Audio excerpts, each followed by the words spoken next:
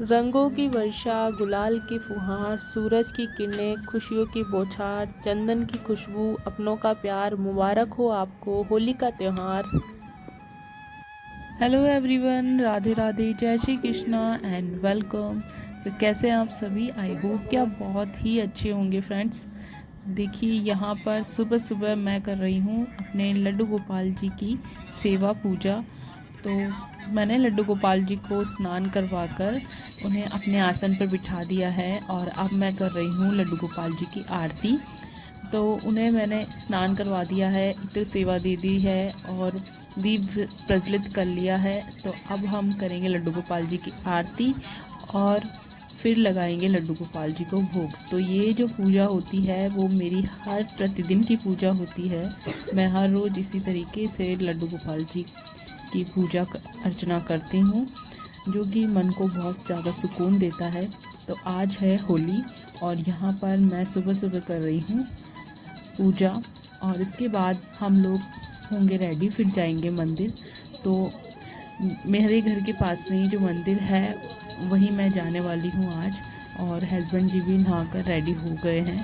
तो अब हम लोग जाएंगे मंदिर और मैंने आरू को स्कूल भेज दिया है, आज उसका एग्ज़ाम है।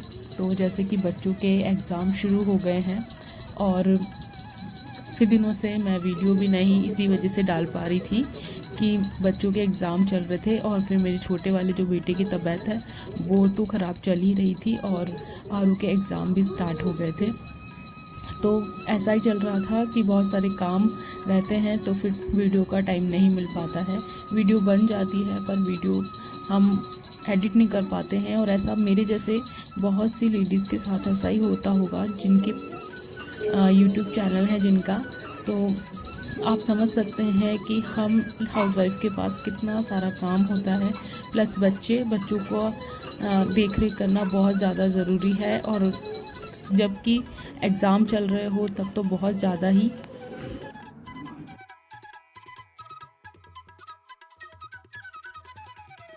तो देखिए हम पहुंच गए हैं राधा गोविंद देव जी मंदिर, और ये जो मंदिर का डेकोरेशन है ना बहुत ही शानदार हुआ था, और हर होली पर मंदिर को बहुत अच्छे से डेकोरेट किया जाता है, और जन्माष्टमी पर तो बहुत ही ज़्यादा अच्छा डेकोरेशन होता है यहाँ पर। तो भीड़ आप देख सकते हैं, और लड्डू गोपाल जी का दर्शन कर लीजिए, हमारे ठाकुर जी के दर्शन कर लीजिए। तो ये मंदिर में मैं बचपन से आ रही हूँ, घर के पास में ही है, तो बचपन से आ रही हूँ, और यहाँ पर बहुत ज़्यादा भीड़ होती है, और आप जो मांगेंगे ना दिल से वो आपको यहाँ मिलेगा। और यहाँ प्रतिदिन आरती होती है, सुबह मंगला आरती होती है, फिर संध्या आरती होती है। तो तब टाइम टू टाइम जब मंदिर ओपन होता है, इसी तरीके से यहाँ भीड़ होती है हर दिन। तो इस मंदिर की एक बहुत अलग बात है, और ये मंदिर को मैं बचपन से ही देख रही हूँ इसी तरीके से। और इस मंदिर पे जो कारीगरी करी हुई है वो इतनी शानदार है कि देखकर आपको बहुत ज़्यादा अच्छा लगेगा, और यहाँ आकर तो बहुत ही मन को सुकून मिलेगा। जहाँ कहीं भी आप चली जाइए ऐसा सुकून नहीं है जहाँ जो सुकून यहाँ पर है। तो मैं घर आ गई थी, घर आने के बाद मैंने तैयारी करी। आज होली है तो होली पर हम बनाते हैं घर में गुजिया, और मैं बनाऊंगी नमक पारे। तो उसी के लिए बस डोर लगा रही हूँ, प्रिपरेशन कर रही हूँ अपनी। बहुत कम क्वांटिटी में लिया है मैंने, तो ये मैं डो लगा रही हूँ गुजिया के लिए, और घी का मोइन दिया है मैंने इसमें। तो बनाते हैं और इन्जॉय करेंगे होली के दिन। गुजिया के बिना होली अधूरी है, तो गुजिया जब बनती है तो लगता है कि हाँ होली का दिन है आज। तो 1 चम्मच घी के साथ मैंने सूजी को ड्राई रोस्ट कर लिया है, और यहाँ पर मावे को मैं कर रही हूँ थोड़ा सा सॉफ्ट, क्योंकि मावा जो है ना फ्रिज में रखा था और बहुत ही थोड़ा सा हार्ड हो गया था, तो इसलिए मैं उसे थोड़ा सा सॉफ्ट कर रही हूँ इसे। तो गुजिया के लिए मैंने स्टफिंग रेडी कर ली है, और अब हम बनाएंगे यमी यमी गुजिया। तो यहाँ मावा गुजिया के लिए स्टफिंग रेडी हो गई है, और अब इसे हम थोड़ा सा रूम टेम्परेचर पर होने देंगे, यानी कि थोड़ा जब ठंडा हो जाएगा तब हम गुजिया बनाएंगे।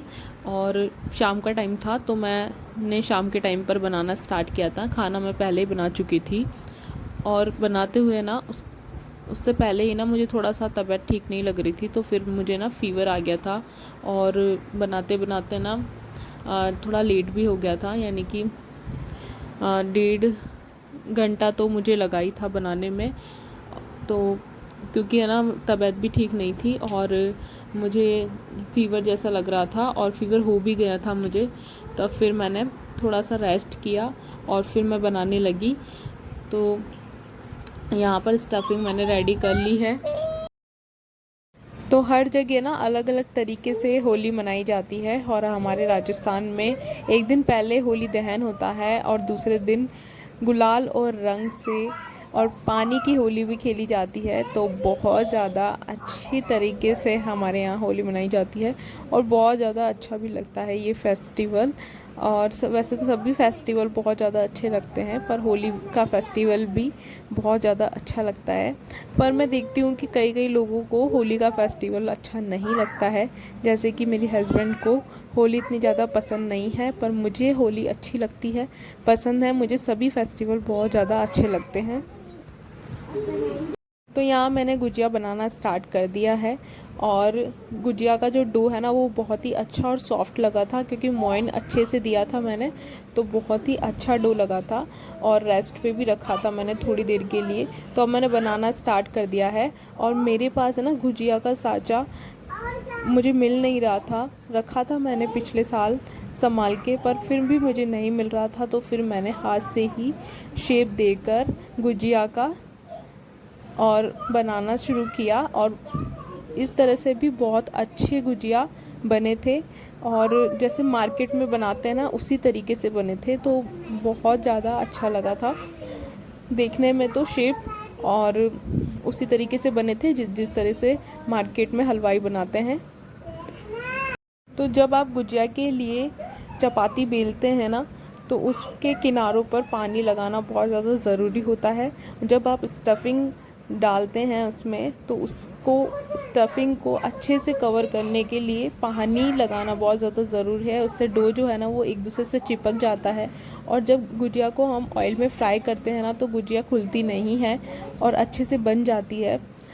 तो छोटे छोटे ट्रिक का ध्यान रखकर, तो जब हम छोटी छोटी चीज़ों का ध्यान रखते हैं तो हम भी बाजार जैसे हलवाई की जैसे मिठाई बना सकते हैं। और आपको इसका नेक्स्ट पार्ट, तो इस वीडियो को मैं कर रही हूँ एंड, और आप देखिएगा नेक्स्ट पार्ट।